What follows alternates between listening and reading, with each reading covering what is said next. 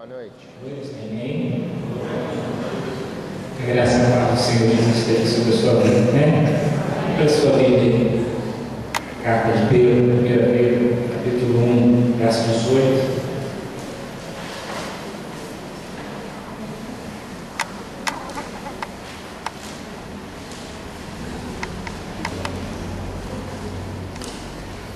Agradecer aos irmãos que estiveram orando por mim essa semana. Me senti muito bem, mas depois descobri o que era. Era garganta. Queria mais atenção. Aí eu dei um pouco mais de atenção para ela. Acabei tomando uma injeção e uns medicamentos aí, a longo prazo. É por isso que eu vim com um pullover que eu divido com o nosso irmão Michel. Não sei se você sabe, sempre que eu venho com ele não venho com ele, e a gente vai só revezando assim, para aquecer um pouco mais a estrutura. Eu sei que estou bem forte, mas preciso. O texto de 1 Pedro endossa aquilo que a gente está falando nessas 2 últimas semanas, vai me ajudar a dar continuidade nessa reflexão que a gente tem feito. Eu coloquei como título Raízes. Quando é necessária uma revisão dos valores que nós herdamos. 1 Pedro 1, 18 e 19 diz assim, na versão que eu tenho aqui: sabendo que não foi mediante coisas corruptíveis, como prata ou ouro, que fostes resgatados do vosso fútil procedimento que os vossos pais vos legaram, mas pelo precioso sangue, como de cordeiro sem defeito, sem mácula, o sangue de Cristo. Esse texto lembra para a gente, como dizia já 2 semanas atrás, todos nós temos na nossa herança coisas muito bacanas, muito legais, muito interessantes que trazemos como memória, como experiência, como ensino dos nossos pais, mas transportamos também, junto com essa herança, uma coisa que o apóstolo Pedro vai chamar de fútil procedimento. Em outra tradução, fútil legado, herança fútil, desnecessária. E é exatamente sobre isso que temos refletido nessas 2 semanas aqui. E a minha intenção, quero continuar refletindo com você. Dentro desse pacote, eu dou uma coisa para bem pior aqui no volume aqui, não sei o que foi, mas ficou bem pior. Agora vai ficar quase bom, agora está bom. Isso.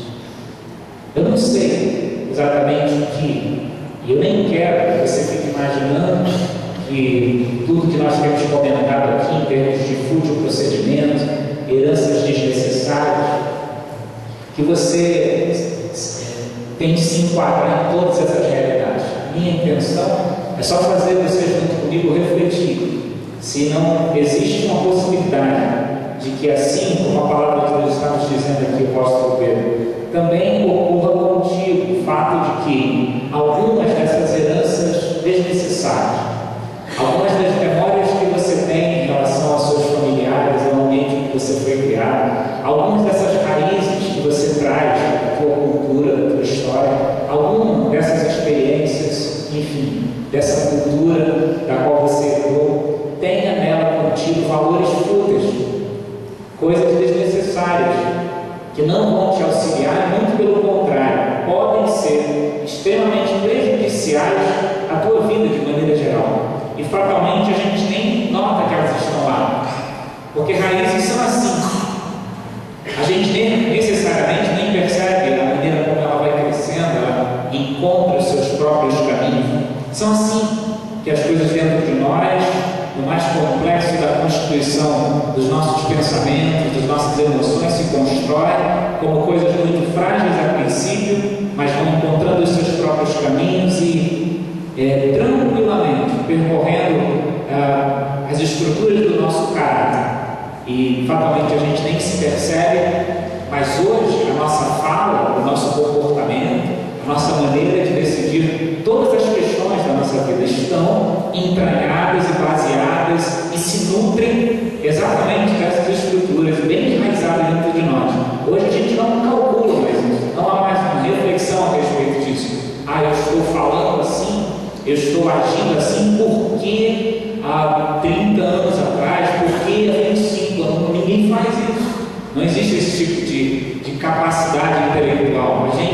só vai refletir sobre isso, muitas das vezes, numa questão muito retroprojetada. Depois de muito tempo em que a gente falou, agiu, decidiu, pensou, é que a gente vai refletir. Talvez isso que eu tenho falado, essa minha maneira de agir, esse meu comportamento esteja ligado a alguma coisa do meu passado, esteja como produto de alguma coisa que eu experimentei. Talvez esse meu medo, talvez essa minha mania, talvez esse meu comportamento, talvez esse meu pecado seja reflexo de alguma coisa que está um pouco mais antiga, um pouco mais enterrada, um pouco mais escondida, com uma raiz bem mais profunda.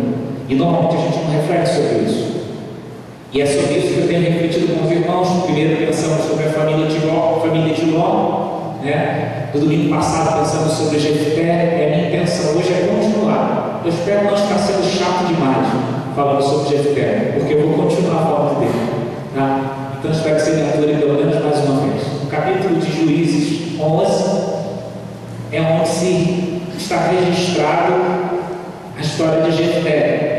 E por que eu estou falando de famílias e não especificamente de pessoas? Porque nessa minha colocação, que é o que tenho para cá, tenho pensado com os irmãos como que é importante a gente refletir é que na família, dentro desse berço familiar, que como o pastor Nando colocou hoje para nós, né, é um lugar de tanto benefício, também é um lugar onde, por conta da grande expectativa, existe também as maiores frustrações na constituição dessas raízes, né? E tem alguns exemplos. Aliás, a Bíblia está repleta de exemplos de como que algumas dessas heranças foram cruciais na formação do caráter de alguns homens. Um deles é Jefté.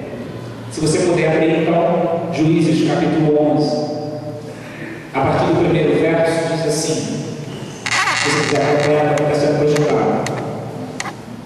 Era então Jefté o gileadita, homem valente, porém filho de uma prostituta. Gileade gerara a Jefté. Também a mulher de Gileade lhe deu filhos, os quais, quando já grandes, expulsaram Jefté e lhe disseram: não herdarás em casa de nosso pai, porque és filho de outra mulher. Então Jefté fugiu da presença de seus irmãos e habitou na terra de Tob, e homens levianos se juntaram com ele, e com ele saíram. Passado algum tempo, pelejaram os filhos de Amon contra Israel. Quando pelejavam, foram os anciãos de Gileade buscar Jefté na terra de Tob, e disseram a Jefté: vem e ser nosso chefe, para que combatamos contra os filhos de Amon. Porém, Jefté disse aos anciãos de Gileade: porventura não me aborrecestes a mim e não me expulsaste da casa do meu pai? Por que, pois, vindes a mim agora, quando estás em aperto? Responderam os anciãos de Gileade a Jefté: por isso mesmo tornamos a ti. Vem, pois, conosco e combate contra os filhos de Amon, e ser nosso chefe sobre todos os moradores de Gileade. Então Jefté perguntou aos anciãos de Gileade: se me tornares a levar para combater contra os filhos de Amon, e o Senhor os der a minha mão, então os serei por cabeça? Responderam os anciãos de Gileade a Jefté: o Senhor será testemunha entre nós e nos castigará, se não fizermos segundo a tua palavra. Então Jefté foi com os anciãos de Gileade, e o povo o pôs por cabeça e chefe sobre si. E Jefté proferiu todas as suas palavras perante o Senhor em disparo. Se você puder deixar o seu amigo aberto alguns instantes aí, refletimos semana passada muita coisa a respeito de Jefté. Eu de maneira nenhuma quero dizer que todos esses exemplos vão se encaixar com o seu, por favor, a intenção é essa. Mas é fazer esse erro de refletir sobre o fato de que talvez algumas das características da vida de Jefté que mostram que tipo de raízes complicadas ele tinha no seu caráter, no seu comportamento, talvez algumas dessas se reproduzam também na minha e na sua vida. A primeira que nós refletimos semana passada, não sei se você se recorda disso, era que, apesar de Jefté ser o valente, apesar de ser considerado um homem de guerra, era necessário uma revisão dos valores familiares que ele herdou. porque ele fazia questão de que essas raízes se mantivessem escondidas, desconhecidas, né? E quando fazemos questão disso, é bem provável que nós tenhamos vergonha dessas raízes. E sempre que há vergonha a respeito dessas raízes, é bem provável que existam coisas para serem revisadas nessa história. Estou falando muito mais do que simplesmente a vergonha de dizer que eu vim de um bairro mais humilde, mais pobre. A vergonha que vai muito além de simplesmente dizer, que no meu caso aqui especificamente, já disse algumas vezes para os irmãos, que fui criado dentro de uma comunidade carente do Rio de Janeiro. O que eu estou dizendo é que existem questões que fazemos questão de esconder, que revelariam um caráter de nossas raízes, que quando fazemos questão de escondê-las, é muito provável que essas raízes precisem ser revistas. Não especificamente o lugar onde você morou, mas exatamente por quê, qual a razão, que tipo de desmotivação te impede então de demonstrar a respeito disso. Ou no meu caso, como eu falei, não exatamente a vergonha de falar a respeito do local onde você viveu, mas o que aconteceu naquele local. Que tipo de características foram impressas no teu caráter, no teu coração, por conta de você ter vivido naquele local, né? Os meus pais são paraibanos. De vez em quando eu falo isso aqui com os irmãos. Ontem conheci o pai do meu Marcos, que está ali. É isso? Do lado do Marquinhos? Prazer que eu vejo mais uma vez aqui conosco. A Helena até achou, a minha esposa achou que eu parecia um pouco com meu pai. Não sei porquê. Achou um pouco parecido, não sei se é calvície, todo respeito, meu pai também é assim. A gente brincando com ele. Depois de algum tempo, os filhos devem uma intimidade esquisita, né? Começam a chamar o pai pelo pai, às vezes chamam pelo nome, por falta de respeito, mas às vezes a gente até na brincadeira chamava assim meu pai pelo nome dele, ou José ao menos, chamávamos assim, deixa de chamar de pai, mas com respeito, mas também com brincadeira. Ou então, para mexer com ele, a gente chamava assim, pô, Paraíba.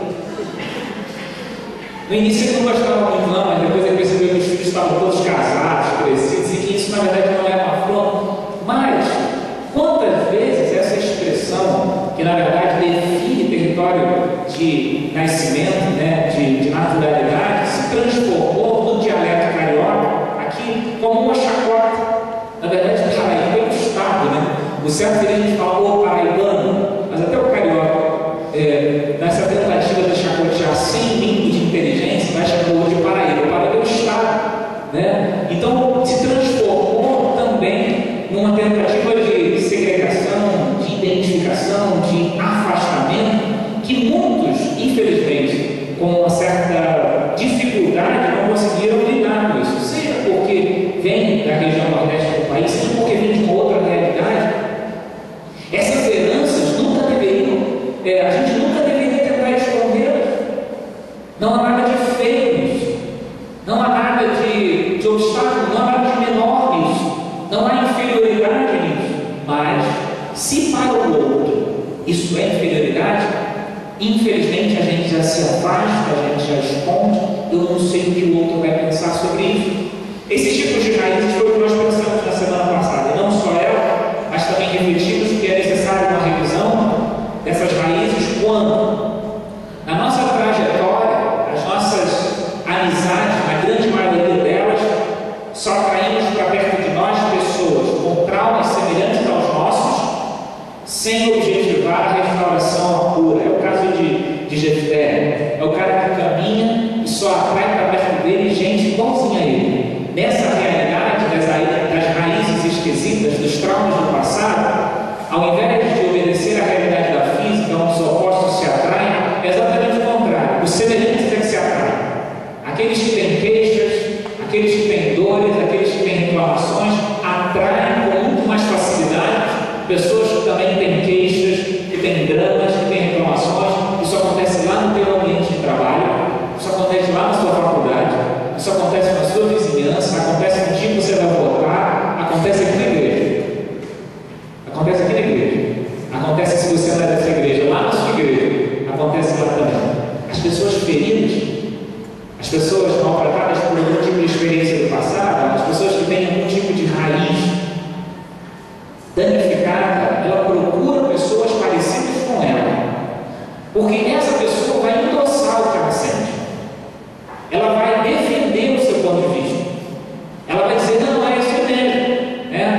Vamos pensar aqui na realidade do governo, na realidade governamental. O camarada que chega de repente perto de você e fala assim: olha, o transporte público está uma porcaria, a saúde está uma droga, a educação não faz o menor sentido, esses nossos governantes são um bando sem vergonha.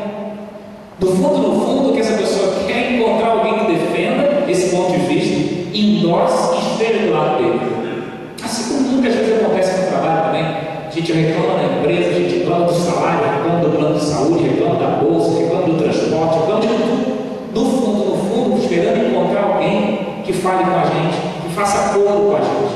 De fato, tudo não presta, não tem nada bom. No fundo, o que a gente espera é ter pessoas que compartilhem conosco da mesma dor, compartilhem conosco da mesma queixa. Na igreja é bem diferente. Às vezes você encontra a gente procurando alguém que defenda o seu ponto de vista. O pastor prega demais, não estou defendendo não. O pastor, de vez em quando, dá umas cajadadas, o pastor é uma pessoa irritadiça, o pastor é isso. Você não acha? Acha. E aí encontrou. Aí dá a mão a caminho. Sem notar que essas alianças não são tratativas. Elas não curam, elas não resolvem problemas. Na maioria das vezes, o que elas fazem é costurar e piorar a circunstância. Dentro dessa atmosfera, vamos chamar assim, dessa estufa, as raízes danificadas, elas encontram o ambiente ideal para crescer. Nessa estufa ela é protegida, ela não é confrontada, o pecado não é acenado, ninguém precisa falar a verdade. A gente só precisa se conhecer e se aceitar do jeito que a gente é. Então, se eu sou ferido, você também é, comamos e tomamos, porque amanhã morreremos. Não tem necessidade de você falar a verdade para mim, eu não falo a verdade para você, e a gente continua junto assim. E isso é muito legal, viveremos para sempre assim. Só que a verdade é que, assim como no caso de Jefté, ele só atraiu para perto dele pessoas com traumas semelhantes, pessoas com feridas semelhantes. E isso mostra o quanto que isso não é preparativo e quanto que isso pode piorar ainda mais as heranças que nós herdamos. Agora, entrando num ponto novo, uma realidade nova, eu queria chamar a sua atenção para o fato de que é necessário a gente revisar as nossas raízes, questões do nosso passado, assim como no caso de Jefté, quando nossos relacionamentos estão baseados em trocas de interesses e de favores. O verso 9 diz da seguinte forma: Jefté pergunta aos anciãos de Gileade: se eu tornar com vocês e combater com os filhos de Amon, o Senhor nos der a mim, em minhas mãos, vocês me farão por cabeça? Pessoas que desenvolvem relacionamentos à base de troca, relacionamentos de escambo, sabe, escambo, eu te dou isso, e o que você me dá em troca? Pessoas que desenvolvem os relacionamentos, as alianças que têm, os acordos que fazem, seja na igreja, seja na vizinhança, seja no trabalho, seja nos relacionamentos, com base naquilo que de custo-benefício isso vai gerar para mim. São pessoas que precisam urgentemente revisar raízes, porque na maioria das vezes, quando os nossos relacionamentos são baseados nessas trocas, é porque alguma coisa dentro de nós foi estabelecida como valor. Construímos relacionamentos assim e dependemos deles, e infelizmente eles vão perseguir-nos. Seguiremos então a vida repetindo isso. É interessante como a Bíblia sempre tem razão. Ela diz que um abismo chama outro abismo. Uma raiz danificada, uma herança, um estilo, um jeitão de vida danificado vai chamar outro. Um pecado chama outro. Uma necessidade de tratar de uma forma, uma raiz, como o caso de Jefté, fazendo com que ninguém conhecesse, trouxe um outro problema. Jefté era alguém que lidava com as pessoas assim: peraí, eu até vou batalhar junto com vocês, vou lá lutar contra a mão, mas o que vocês vão fazer por mim? É mais ou menos o que acontece quando um amigo seu te pede um favor, mas você pensa imediatamente: peraí, o que eu ganho com isso? É mais ou menos quando alguém chega para você e está com uma grande necessidade, coloca para você, mesmo sem te pedir, mas sabendo que você tem condição de ajudar, e imediatamente você calcula o custo-benefício disso e rapidamente chega a uma matemática precisa na qual, para você prestar aquele favor, para você auxiliar daquela forma, só assim o indivíduo do outro lado puder comparecer com algum tipo de valor, de importância, de favor. Isso, infelizmente, tem moldado o caráter de vários relacionamentos nesse tempo. Caráter de relacionamentos entre pais e filhos, caráter de relacionamento entre esposo e esposa, caráter de relacionamento entre esposos, filhos, e às vezes a gente não percebe porque isso é sutil demais, mas está claro que isso não é saudável. Eu não precisaria subir nesse púlpito, ler esse texto para dizer para você que não existe nada de saudável nisso. A gente não pode nunca basear os nossos relacionamentos com base nessa troca. Ou se algum momento a gente fez isso, a gente entrou por um caminho perigoso, um bom relógio se instalou dentro de nós e a gente instalou num outro indivíduo que só permitiu que isso se instalasse nele, porque infelizmente ele também tinha raízes danificadas. Qualquer pessoa que aceita esse tipo de relacionamento de troca, bom, eu faço se você fizer também, é alguém que já transporta dentro de si algum tipo de caráter danificado também. É perigoso demais relacionamentos baseados em troca, pautados em favores, em troca de interesses. O perigo está pelo fato de que, quando não for mais possível dar, o que resta desse relacionamento? Quando a outra parte não mais se interessar pelo que está sendo dado ou ofertado, o que é que sobra desse relacionamento? Se as exigências pelo que se dá ou que se recebe forem tanto que já não se puder mais atingir as expectativas dessa troca, o que é que sobra desse relacionamento? Se a gente não tiver mais como pagar aquilo que a gente prometeu dar em troca do favor que foi nos outorgado, o que é que resta dessa relação? Quando não se tiver mais o dinheiro, quando não se tiver mais a reputação, quando não se tiver mais as festas bacanas, quando não se tiver mais os favores ou a capacidade de fazer, quando não se tiver mais a beleza física, quando não se tiver mais a saúde, o que é que resta dessa relação? Nada. E é exatamente nada que existe entre muitos casados. É exatamente nada que existe no relacionamento de alguns pais e filhos. É exatamente nada o resultado da equação de uma vida de trocas de favores, aonde infelizmente não se notou que a gente só endossou isso, gostou disso, viveu disso, porque naquele momento a relação custo-benefício nos era interessante, mas isso foi esgotando todas as reservas. E ao esgotar totalmente as reservas, o que resta desse relacionamento é nada. É a pessoa que infelizmente decide com o cara com quem ele quer casar, baseado naquilo que fisicamente ele encontra no indivíduo. Se fosse assim, eu estava solteiro até hoje. Eu não tenho tantos dotes assim. Mas aí, mulherada, meninada, garotada, olha para aquele cara que vem andando. Até o jeito de andar do cara conta. Anota aí, rapaziada, recebe aí que é de Deus. Até o jeito de andar conta. Se ele anda olhando firme, se ele tem um andar elegante. E aí avalia, esse é o cara. Olha como ele anda. Olha o jeito dele. É aquele garotão também, que dera essas coisas são privilégios das meninas. É aquele garotão também que vai decidir a mulher da vida dele. Mas o cara só quer saber fisicamente como ela é. E desculpa a expressão, se ela é boa, se ela tem características que aos meus olhos elas agradam. E essa decisão está clara, que envolve questão de custo-benefício. Vai me custar quanto? Porém, o quanto serei beneficiado por isso. São relações, são relacionamentos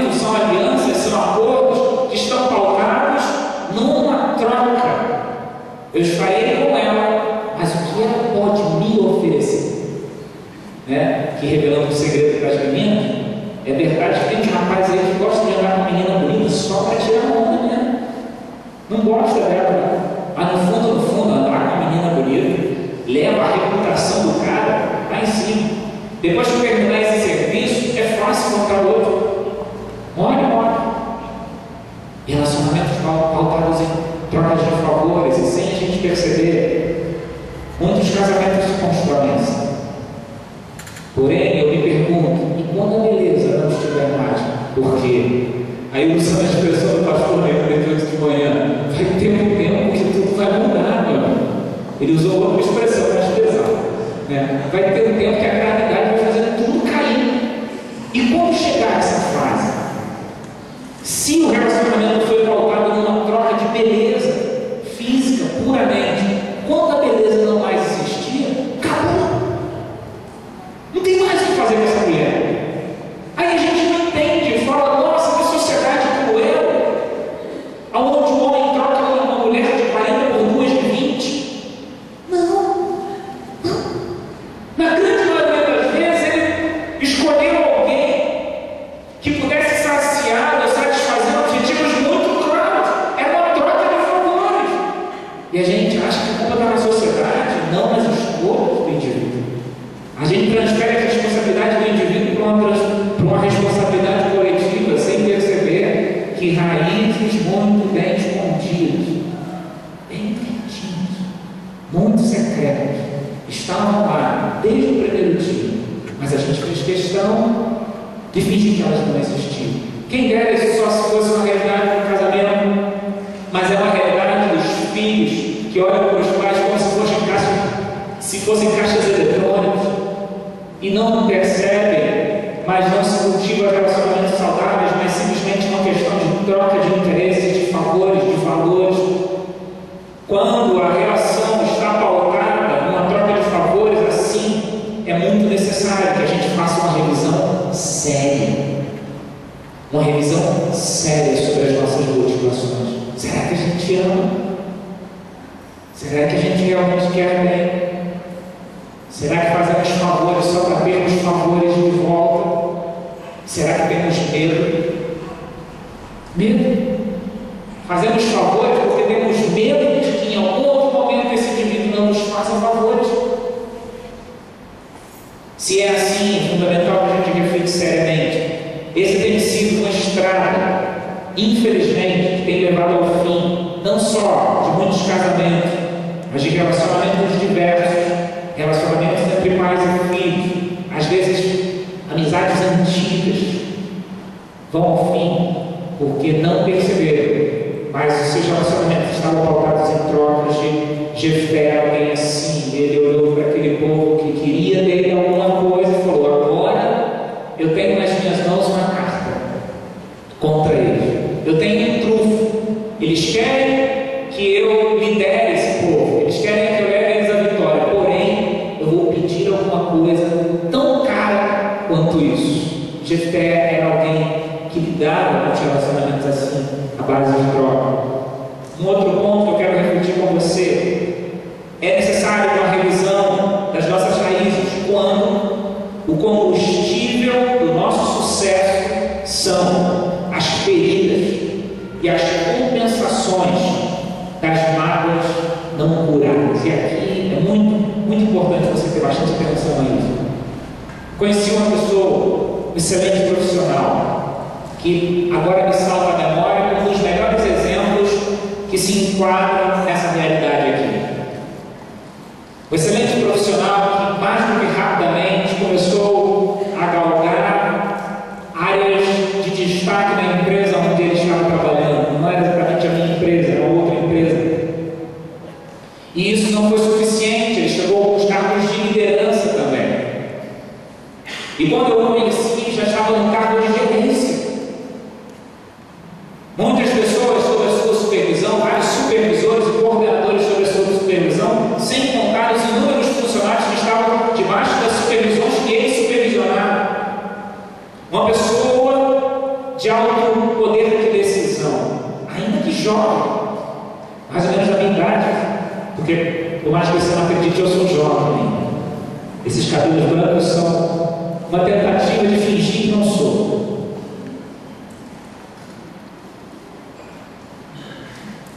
Difícil era conversar com esse jovem.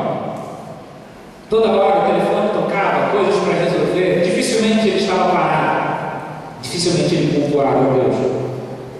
Em uma das conversas que a gente teve, ele colocou isso. Depois de algum tempo, depois de um encontrão que ele teve com Deus, depois de um momento de grande choro, de grande dor, ficou claro para ele uma coisa.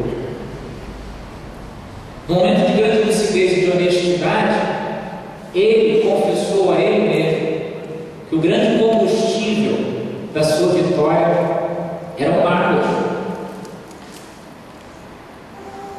Ele perdera seu pai muito novo, e a história que ele conta é a história que a mãe contou para ele depois de algum tempo. O pai sofria de uma saúde muito frágil. Eu não sei exatamente se tinha que fazer. Fugiu o nome aqui agora. Aquele processo de resolução, hemodiálise, com frequência, mas ele já estava nos últimos, vamos dizer assim. E é que tudo indica, e é que a mãe repassa para ele, é o fato que ele quase que só suportou aquilo até que ele viesse a nascer, até que o garoto viesse a nascer, para poder vê-lo. Mas poucos meses depois que ele veio a nascer, ele faleceu. E ele conta a história dele assim em pontos, né? Mas só para resumir, meus irmãos, a infância, sendo pai, somente com uma mãe, com grande dificuldade financeira, com muitas dificuldades financeiras, inclusive, em alguns momentos até necessidades mesmo de comida, com uma realidade familiar onde a cobrança dos demais familiares era tamanha, que oprimia demais a sua casa. Diversos desafios que esse jovem viveu na sua infância para a adolescência, aonde exatamente se situa o momento de maior revolta dele. Porque essa história da mãe, contada dessa forma para ele, adicionada à triste experiência que ele vivenciou, falta de comida, opressão dos familiares, juntando essas duas coisas, virou uma bomba que na cara, não preciso nem entrar em detalhes, fez com que o pai fosse o grande culpado dessa história. E ele viveu durante muitos anos culpando o pai, se defendendo das acusações dos familiares, fugindo de uma sentença dada pelos familiares dizendo que ele nunca seria ninguém na vida, ele nunca daria para nada, ele sempre seria aquele pobre coitado que viveu às custas dos outros familiares para poder sobreviver. Junta tudo isso num pacote só. Isso é extremamente explosivo. E ele cresceu com esse tipo de emoções mais ou menos guardadas, outras nem tanto. Mas uma coisa ele disse para ele, e cumpriu: eu nunca mais vou passar necessidade e vou provar para todas aquelas pessoas que eu não sou isso que disseram para mim. E eu vou provar isso também para que eles percebam que, apesar de não ter meu pai, eu fui capaz de chegar tal e tal lugar. E fez isso com maestria. Ele fez isso com grande excelência. Tudo que ele fazia era excelente. Tudo que ele colocava a mão, ele fazia com um grande estilo. Ele era perfeito. Só que ele não havia notado que o combustível que ele utilizava no sucesso dele, na verdade, era um misto de culpa, de fuga, de raiva, de ódio, e sem ele perceber, ele se alimentava diariamente de um combustível extremamente venenoso. Assim como Jefté. A vitória de Jefté, a valentia desse homem, a capacidade, ele é excelente. Jefté, mais à frente, a gente não leu o texto, há um versículo que vai dizer, ele volta de uma campanha após a vitória de 20 cidades. Eu estou falando do generalzinho, não. Eu estou falando do cara. Um dos únicos a receber o nome, que claro, no nosso português não vai fazer muita diferença, mas é citado aqui, você será chefe, cabeça sobre nós. Não há outra citação parecida com essa na gestão próxima a Jefté, porque essa expressão, cabeça, chefe, aponta para uma figura que não existia, que é como se a gente estivesse falando aqui, um preparatório para a figura de um rei. Lembre-se que a gente está falando do tempo dos juízes. Só muitas décadas mais para frente, que vai se cogitar a ideia de que tenhamos um rei que nos represente assim como as demais nações. Jefté é um precursor dessa ideia. Mas Jefté era alguém que se alimentava de um combustível extremamente prejudicial. É necessário que a gente revise algumas raízes da nossa vida quando, sem a gente perceber, talvez, a gente esteja construindo o nosso sucesso, ou o que a gente chama de sucesso, porque de repente o que você chama de sucesso não é.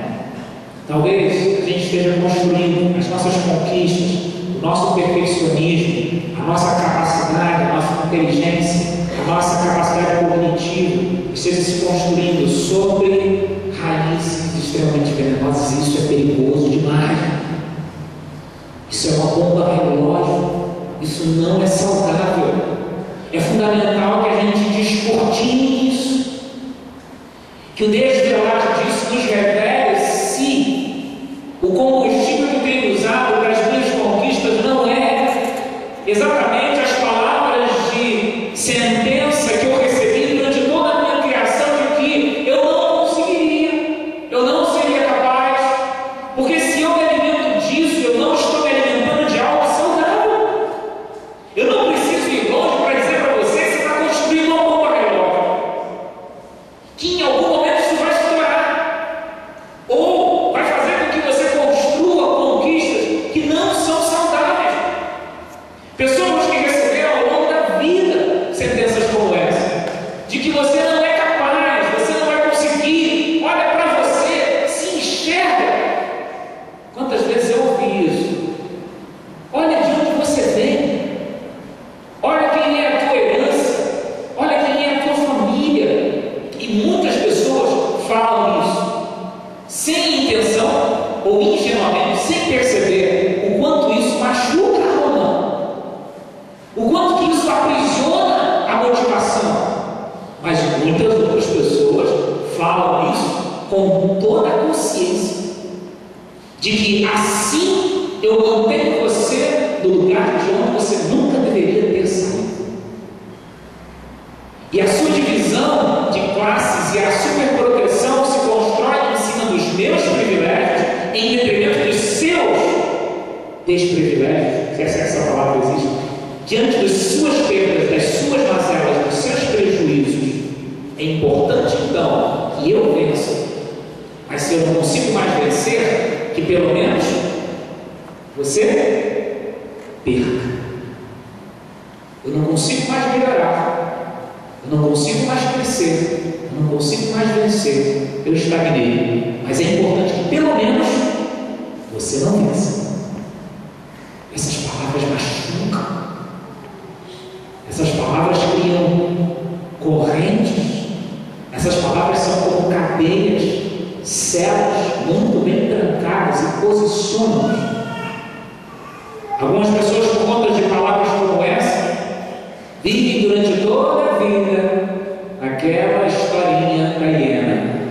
Ó dia, ó céu, ó azar, ó chuva. Se a luz está acesa, ó luz. Se a luz está apagada, ó falta de luz. São as pessoas que você se aproxima e diz: e aí? Conseguiu? Foi? Pensou? Trabalhou?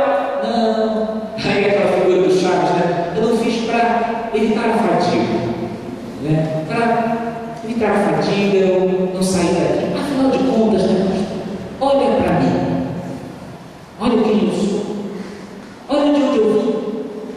Meu pai, aí começa a falar, minha mãe, e se a gente notar, a gente se diminui, se exclui, não se permite nem a refletir sobre um universo de possibilidades em torno de nós. Sem a gente notar, nos tornamos reféns da nossa própria culpa e das palavras que sim tiveram operação no início, mas depois nós mesmos ajudamos a transformar a gente naquilo que a gente construiu. São dois caminhos, são a bifurcação desse tipo de raiz, desse tipo de comportamento. Ou a gente vai para um lado onde a gente não é nada, a gente não vale nada, a gente não tem nada, a gente não consegue nada, coitadinho de mim, todo mundo tem que me alisar, todo mundo tem que me beijar, todo mundo tem que me levar pelo colo. Ou a gente entra nesse caminho, aí não preciso nem falar a foto da autoestima dessa pessoa. Ou a gente vai para um outro caminho, nada aconteceu. Ninguém me afetou, não tem nada de errado, a minha história não precisa ser revista. E não é bem assim. Eu consigo tudo, eu vou onde eu quiser, eu sou muito capaz, bota na minha mão que eu faço. Jefté escolheu o outro caminho. Ele era esse cara, ele conseguia tudo, de fato conseguia, ele era excelente, mas se alimentava de um combustível altamente prejudicial. Reflete uma coisa comigo. Jefté não queria ser cabeça. Jefté não queria ser chefe. Jefté só queria estar de volta em casa. Jefté só queria ser aceito pelos seus irmãos. Tanto é que no verso 9 você vai observar isso. Essa tentativa de ser cabeça é também uma tentativa de reaproximação familiar. É uma tentativa de voltar ao lugar onde tudo começou a se desmantelar. É uma tentativa de retornar ao lugar onde os destroços da minha herança estão jogados no chão. Só que Jefté tem esse desejo, mas caminha pelos métodos errados. Por mais que seja isso que ele desejasse, ele acaba fazendo de uma forma diferente. E sem que ele notasse, o título mudou, mas o caráter não. A gente gosta disso. A gente gosta de títulos diferentes. A gente gosta de novas funções. A gente gosta de ser chamado diferente. Ali vai, agora não mais o estudante, mas vai engenheiro. Ali vai o doutor. A gente gosta disso. Ali vai o pastor. A gente gosta disso. Porque a grande maioria das vezes, esses títulos, eles massageiam o nosso ego. Eles escondem a gente. São legais. A gente escondido atrás de um título como esse, a gente é imbatível. Ninguém nos afeta, ninguém julga, ninguém imagina que tem alguma coisa errada. Atrás dos títulos reconhecidos, ali vai uma mulher respeitada, uma dona de casa. Ali vai um pai de família, um profissional. Ali vai um excelente cidadão. Esses títulos são saudáveis, no sentido de fazer uma manutenção ao nosso ego, permitir que por trás deles a gente esconda quem de fato nós somos. O primeiro versículo, Jefté é chamado de filho de uma prostituta. Mas no verso 11, não. No verso 11, ele é o chefe. No verso 11, ele é o cabeça. No verso 11, ninguém questiona da sua liderança. Esses falsos rótulos, essas falsas posições, elas escondem poderia podre das nossas raízes. Eles têm a capacidade de nos enganar como num canto de sereia, sem que a gente note qual de fato é a nossa raiz. E sem que a gente perceba essas posições falsas, essa falsa aceitação, ela se torna agradável e se torna quase uma mentira verdadeira. E a gente gosta disso. O que essas conquistas representam para a gente? O que essas conquistas representam para você? É para a gente refletir seriamente sobre isso. Em último lugar, é necessário que eu revise algumas raízes quando eu passo a oferecer a Deus aquilo que Ele não me pediu.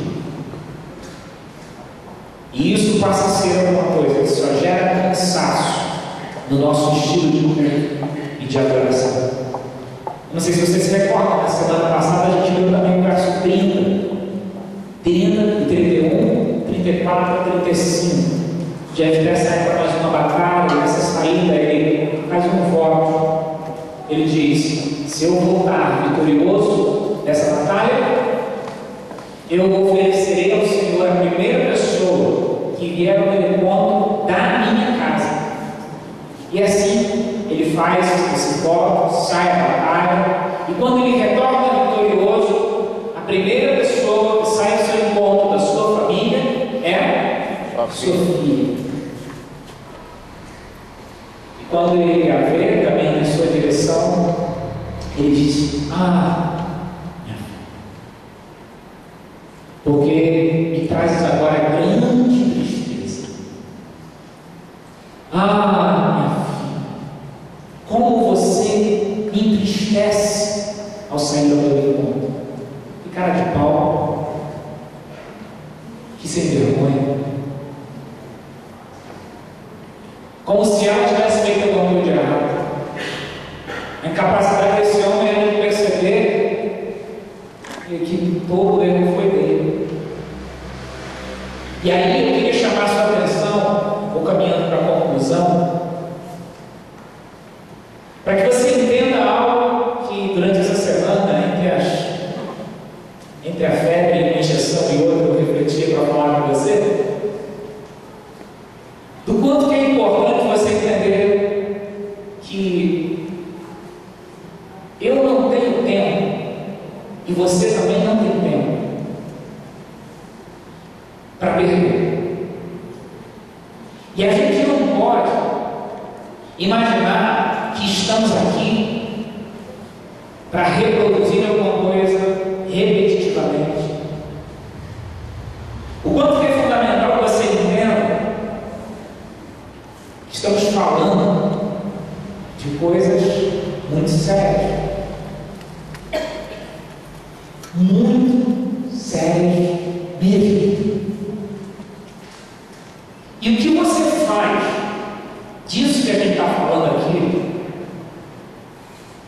vai resultar num grande benefício para a sua vida, ou se você finge que não é contigo, nada disso. A minha tristeza é perceber que você está decidindo exatamente por trazer um prejuízo grande demais para você. E aí, por favor, eu também não tenho tempo para isso. Não acho que eu estou falando isso porque às vezes você não consegue prestar atenção ou alguma coisa tira a sua atenção, que eu estou com preciosismo em relação à minha pregação. Também não tenho tempo para isso. Mas tem uma coisa que eu considero preciosa demais. Demais. É a aplicação que você faz disso que a gente está conversando. O que você faz disso vai definir vida ou morte, bênção ou maldição, para você e para os seus filhos.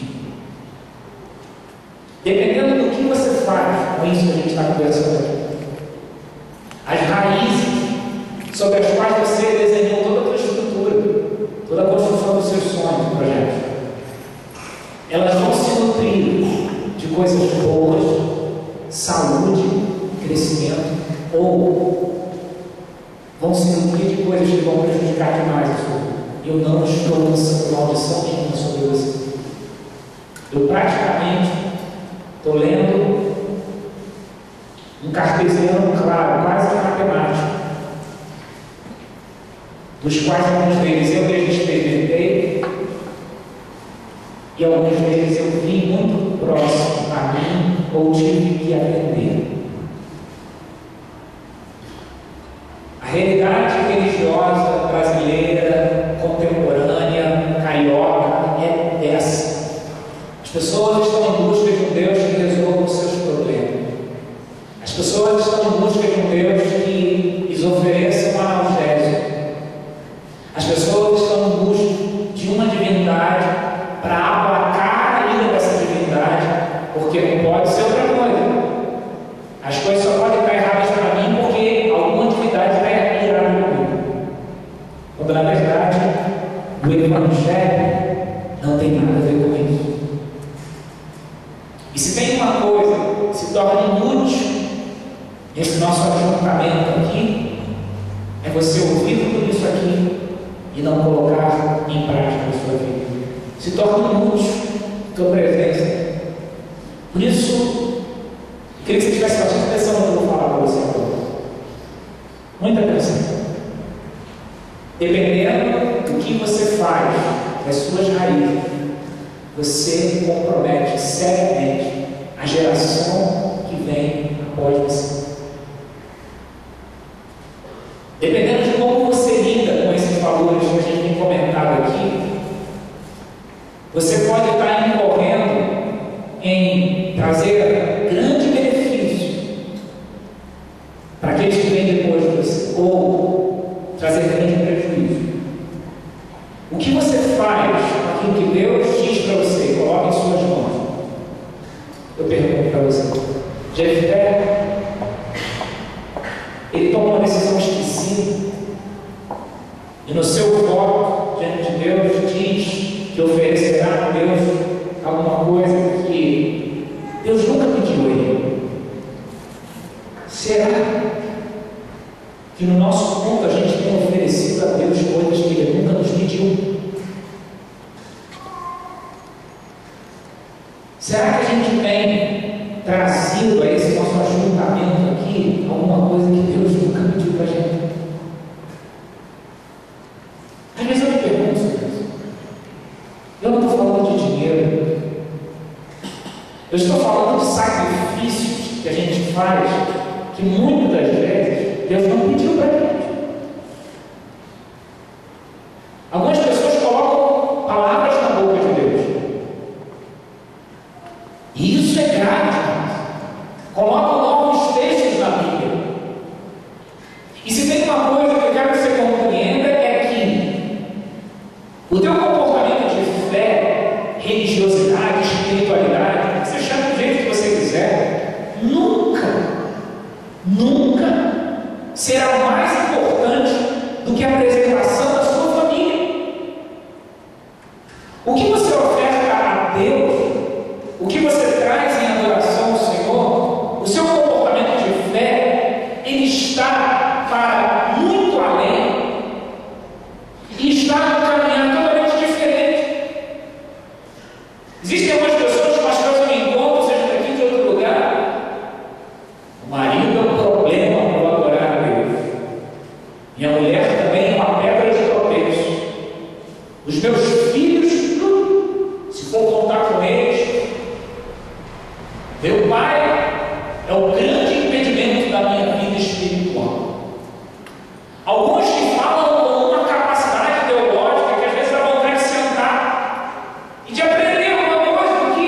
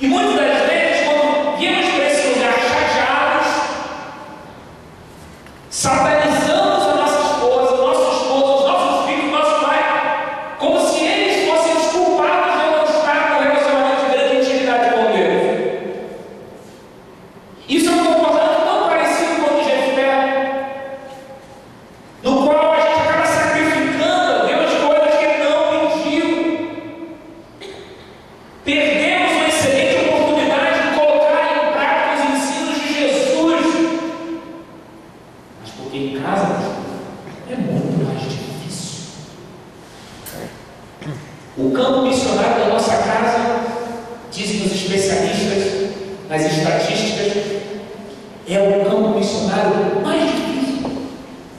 Você só quer coisa mole? Você só quer coisa fácil? Você só quer tranquilidade? Então, eu vou convidar você para fazer uma viagem de Enoque. Ou então para você seguir o ministério de Moisés, de final de carreira. Para onde eles foram, meu amigo, lá não tem trabalho. Enoque caminhava tanto com Deus, mas tão cheio dessas obras daqui, que foi conversando com Deus, adorando com Deus, adorando a Deus. De repente, o texto diz, na minha tradução mais antiga, que não era mais, não estava mais, simplesmente Enoque foi tomado por Deus. Moisés chegou ao final do ministério dele, Deus falou assim: Moisés, vem para cá que eu quero te mostrar um negócio. Sobe nesse monte, olha para a campina, até onde seus olhos enxergam. Esse lugar é o que eu darei para os filhos de Israel, mas você não entrará lá. Alguns instantes depois, Moisés também não era mais. Foi tomado por Deus. Meu irmão, irmã, com todo carinho, filhos presentes, pais presentes. Você quer mole? Você quer facilidade? Então você tem que mudar de setor. É batalha espiritual, é joelho no chão, tem choro mesmo, é difícil mesmo, é luta, é constante, não é fácil, não tem nada tranquilo, não tem nada resolvido. Mas por isso você vai desistir. Você só administra coisas fáceis. Deus tem desafiado, eu creio, para um estilo de vida e de adoração autêntico. Mas, irmãos, não existe vida espiritual autêntica antes de um sincero revisar as raízes dentro da nossa família. Teu pai é difícil, então ele é sua meta. Tua mãe é difícil, ela é a meta que você tem que colocar. Os teus filhos são difíceis, essa é a sua meta. O teu esposo é difícil, essa é a sua meta. A tua esposa é difícil, essa é a sua meta. Começa agora. Se é difícil, tem muita coisa para caminhar, caminha nessa direção. Orando, se for necessário, chorando, lendo a tua palavra para você se alimentar disso, mas não desistindo. Se você sacrificar os teus relacionamentos achando que Deus se agrada disso, se você coloca de lado a paz da tua família, se você negligencia a necessidade da salvação do teu pai, do teu irmão, da tua irmã, dos teus filhos, e acha que você tem uma coisa mais importante para fazer na igreja, cumprindo rituais, cumprindo liturgia, atendendo a necessidades de cargos, de posições, você não entendeu nada. Você está estupidamente enganado. Deus está olhando para você, esperando que você traga a sua família de volta. E não vai adiantar você viver uma vida de valente, de vencedor, de respeitado, elogiado por todos, se dentro da sua casa você é alguém que sacrifica os teus. Preste atenção. O núcleo familiar é nele que toda a igreja se baseia, aliás, que toda a sociedade se baseia, que toda a história da humanidade se baseia. Não existe sociedade sem família, e não existe igreja sem família. Aqui está a chave, a resposta por que muitas igrejas são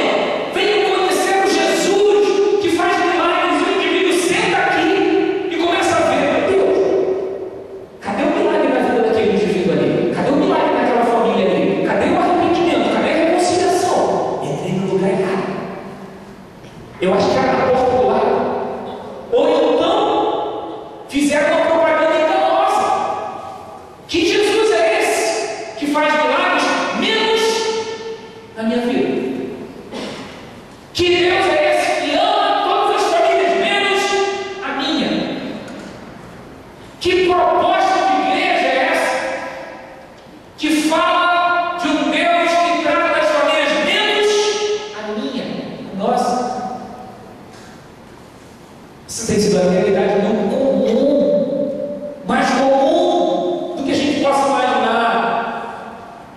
Mas esse Deus faz milagres, esse Deus é poderoso para mudar as circunstâncias. É claro que Ele pode mudar a sua.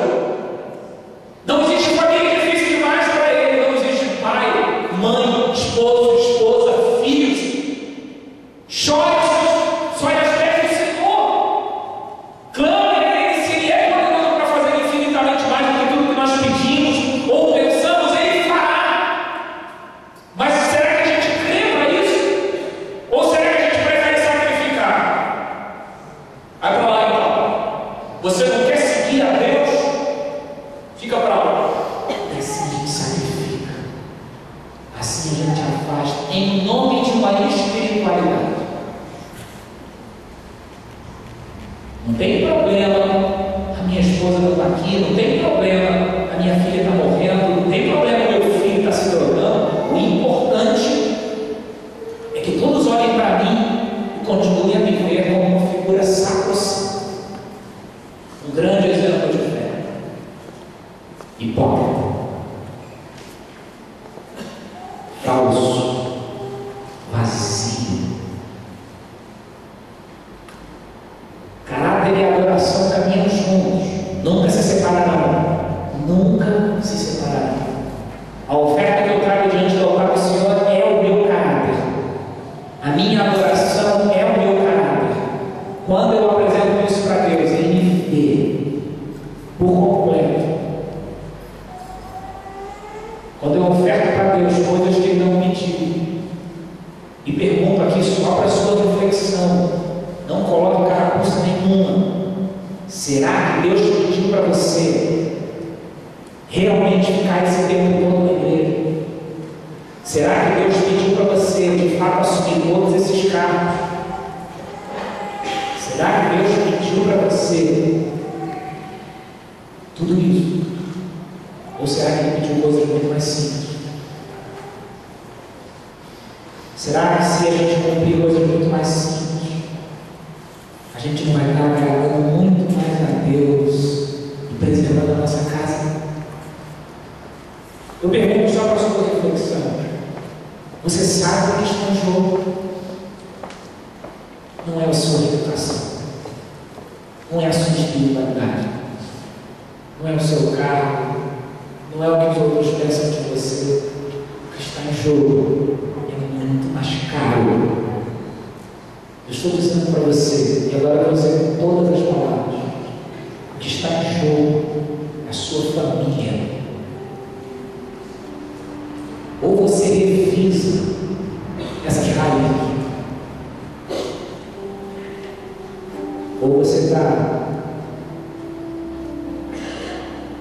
com um grande risco de jogar sua família no ralo. Já vi isso acontecer demais. Queria tanto que você não fizesse isso. Porque parte disso pode ser evitado. Seria tão bom se você desse mais uma chance. É sério, eu falo para você. Deus criou primeiro essa instituição familiar e ama isso. No seu amor está o poder da mulher. Exatamente no amor de Deus está a capacidade para realizar todas essas raízes. Não falta nada ao poder de Deus, nada. Não interessa quais são as suas raízes. Se você diminui isso no amor de Deus, isso é tratado, isso é curado, isso é restaurado, isso é reconciliado. Eu pergunto para você, você crê nisso? A questão é essa. Não interessa qual é a sua história. Interessa se você é melhor ou pior do que Jefté. Interessa se você está entendendo o que está em jogo. É a sua família hoje e a que virá depois de você. Por isso que é fundamental você revisar essas raízes. Perdoar aquilo que precisa ser perdoado o mais rápido possível.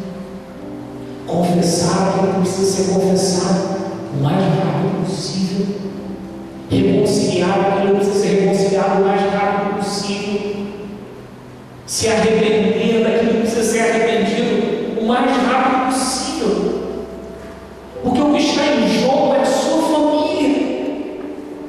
Preste atenção no que você está para perder, ou no que você está para desmantelar. Preste atenção nisso. E nessa revisão, você pode começar a apresentar para Deus as questões.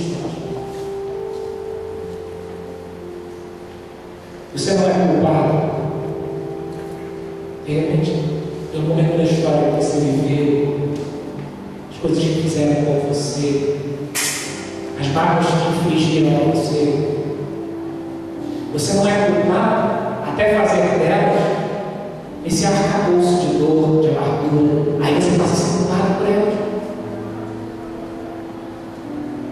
Eu não sei que tipo de raízes você traz, e nem preciso saber delas, mas eu sei, eu conheço um Deus que conhece você, sabe exatamente aquilo que passa dentro do seu coração. Ele conhece todas as suas raízes, toda a tua história, e Ele tem poder para tratar de todas